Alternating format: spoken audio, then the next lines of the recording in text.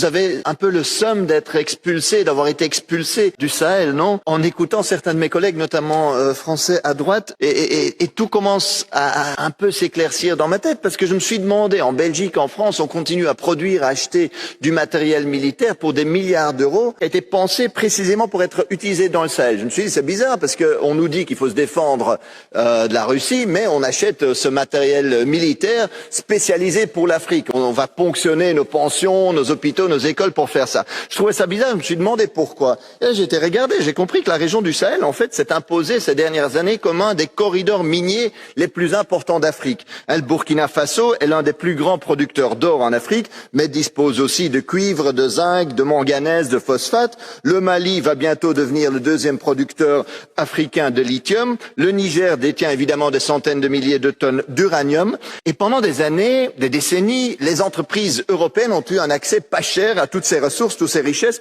Résultat, des pays pillés et une pauvreté extrême pour leur population. Et maintenant, vous avez peur de perdre ces accès. Mais plutôt de vouloir toujours nous ingérer, de toujours faire la guerre, parce qu'on a vu avec la destruction de la Libye ce que ça donnait, aidons plutôt ces pays avec tout ce qu'on peut pour soutenir leur développement souverain.